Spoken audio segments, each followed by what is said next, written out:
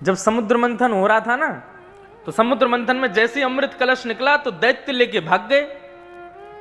दैत्य लेके जैसे ही भागे तो सब देवता दौड़े दौड़े भगवान के पास गए, बोले भगवान ये तो बड़ा गलत हुआ, मेहनत हमने की और अमृत लेके चले गए सारे दैत्य।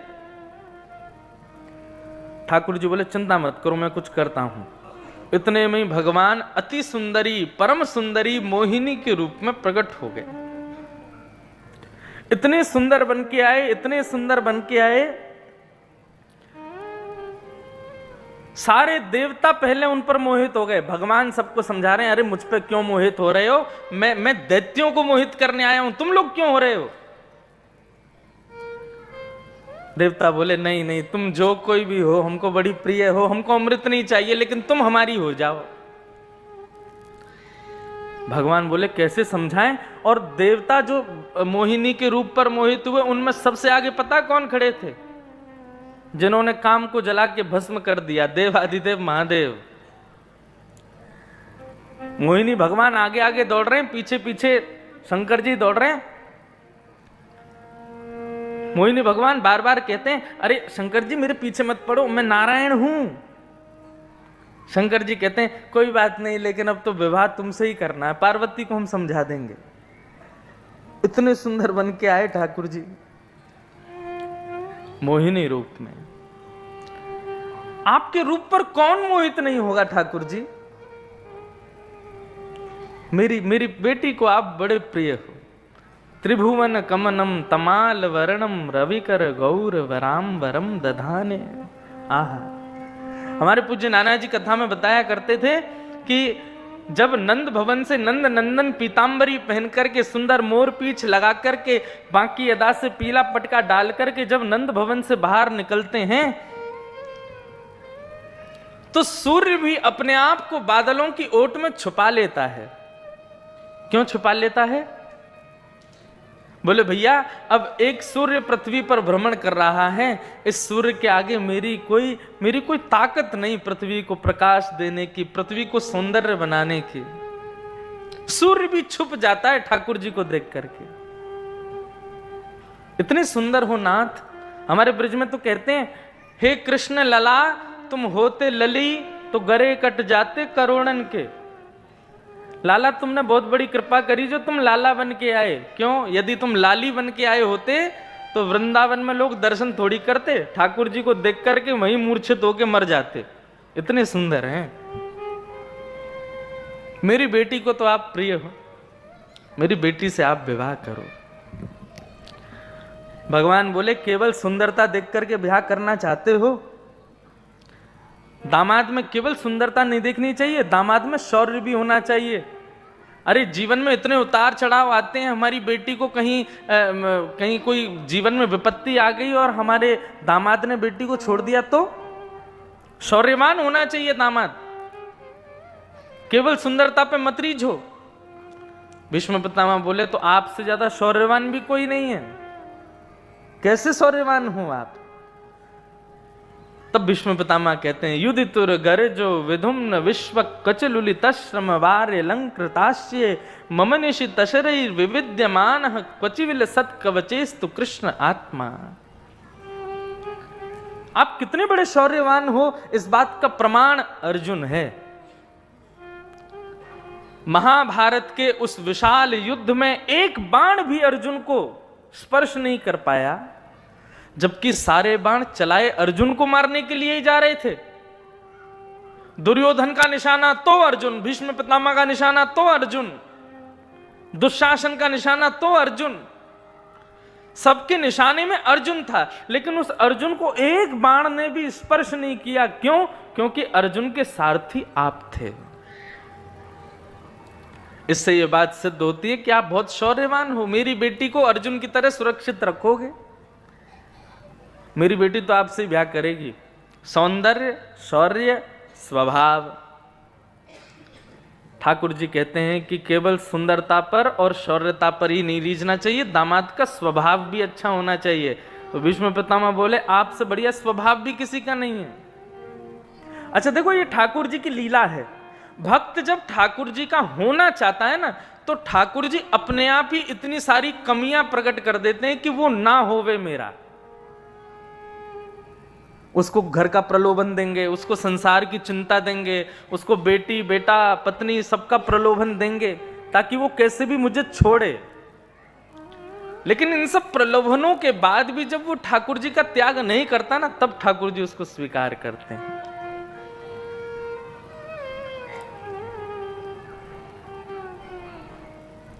भीष्म पितामह ठाकुर जी से कह रहे हैं, प्रभु आप जैसा स्वभाव भी नहीं है किसी का। कैसा स्वभाव है आपका? सपदि सखिवचो निशम्य मध्य निज परयोर वलयोर रथम निमेष्य सेनयोर भयोर मध्य रथम स्थापय।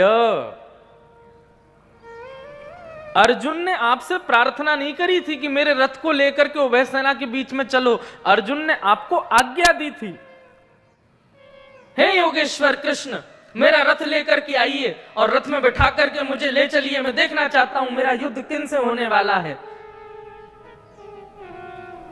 अर्जुन ने आपसे प्रार्थना नहीं की थी, आज्ञा दी थी आपको। और एक सेवक स्वामी को आज्ञा दे रहा है और स्वामी उसका पालन कर रहा है, ये इस बात का प्रतीक है कि आपका स्वभाव बहुत अच्छा है, आप माननीय नहीं हो। बंधुओं, ये भीष्म पितामह का प्रसंग मैं अभी बहुत सूक्ष्म में ही कह के निकल रहा हूं, लेकिन है बहुत सुंदर। ये छोटे छोटे पॉइंट हैं, इनको लिखते जाइए। स्वभाव ठाकुर जी जैसा नहीं है किसी का। हम लोग इतने माननीय हैं, 2 मिनट में ही हमको अपने पद के अनुसार यदि स्थान ना मिले तो 2 मिनट में हमको अपना अपमान लगने लगता है, लेकिन ठाकुर जी ऐसे नहीं है।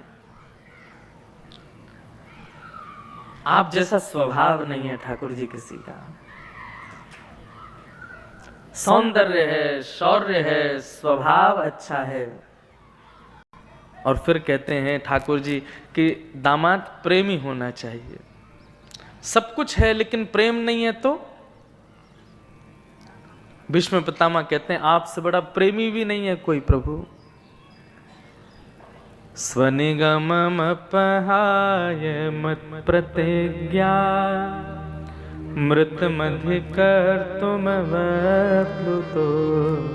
रथस्थः धृतरथ चरणो भयाश्चलद्गुः हरिरिवहन्तुमिभं गतोत्तरीय। ठाकुर जी कैसे प्रेमी हैं। आज भीष्म पितामह याद कर रहे हैं उस स्थिति को, उस भाव को। आपका प्रेम कैसा है नाथ।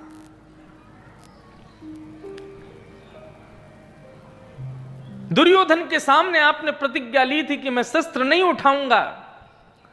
जब आपने प्रतिज्ञा ली थी कि शस्त्र नहीं उठाऊंगा, तब मैंने भी प्रतिज्ञा ली थी कि वासुदेव कर चक्र न धरहि तो तुमको मुख न दिखाऊं, लाजत है मेरी गंगा जननी में शंतनु सुत न कहाऊं। आपने प्रतिज्ञा ली थी कि मैं शस्त्र नहीं उठाऊंगा और मैंने प्रतिज्ञा ली थी कि इनके हाथ में शस्त्र कैसे भी उठवाऊंगा। और उस समय महाभारत युद्ध में जब अर्जुन को केंद्र में लेकर के भीष्म पितामह ने बाण चलाने प्रारंभ किए, तब अर्जुन की रक्षा के लिए ठाकुर जी अपने रथ से कूदे। एक दृष्टि भीष्म पितामह की ओर, दूसरी दृष्टि रथ के पहिए की ओर। जैसे ही मौका पाते ही हाथ में रथ का पहिया पड़ा है, रथांग पाणी बनकर के ठाकुर जी झपटे हैं भीष्म पितामह के ऊपर। भीष्म पितामह ने जैसे ही देखा कि हाथ में रथ का चक्का उठा लिया, तुरंत भीष्म पितामह ने धनुष बाण नीचे रख दिया और ताली बजाने लगे। बोले वाह वाह वाह, जय हो जय हो जय हो नाथ। बताओ आप लोगों ने ताली क्यों बजाई? बताओ मुझे। नहीं, आज बता ही दो क्यों बजाई आपने। क्या हुआ अभी जो आपने ताली बजाई? भीष्म पितामह की तो मुझे पता उन्होंने क्यों बजाई, आपने क्यों बजाई बताओ। अभी चोरी पकड़ी गई। हाँ आपको पता है, मुझे पता है।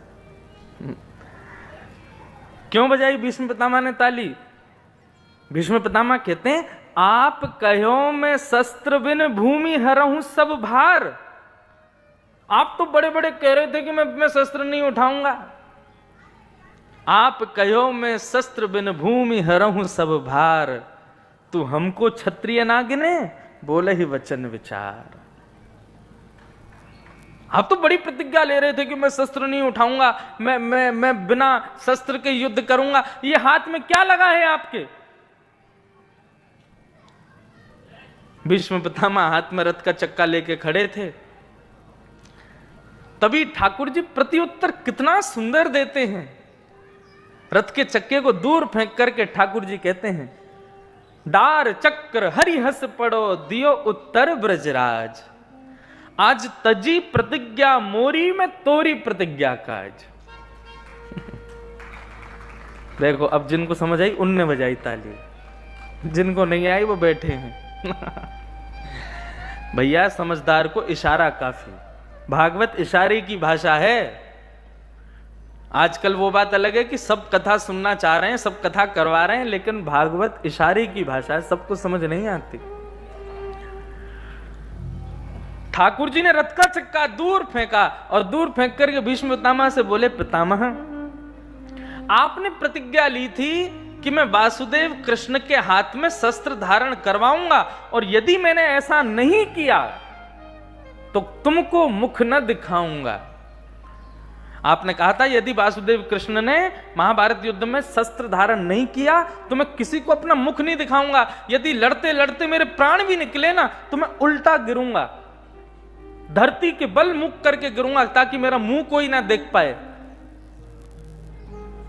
ठाकुर जी बोले, पितामह थोड़े ही देर में आपका वध होने वाला है, आपको 1000 बाण लगने वाले हैं, और आपको इच्छा मृत्यु का वरदान है, और आपकी इच्छा मृत्यु यह है कि आप अंतिम समय में मेरा दर्शन करना चाहते हो। यदि मैं शस्त्र नहीं उठाऊंगा तो आप उल्टे गिरोगे, और उल्टे गिरोगे तो मेरा दर्शन कैसे करोगे? आपकी अंतिम इच्छा पूरी हो इसके लिए शस्त्र उठाया है मैंने। भीष्म पितामह रोते रोते चरणों में गिरे ठाकुर जी के। प्रबल प्रेम के पाले पड़कर हरि को नियम बदलते देखा, अपना मान टले टल जाए पर भक्त का मान न टलते देखा। पूरे महाभारत युद्ध में प्रतिज्ञा तोड़ी ठाकुर जी ने, और वो प्रतिज्ञा केवल इसलिए तोड़ी ताकि अंतिम समय जब आवे तब भीष्म पितामह मेरा दर्शन करे, केवल इसलिए।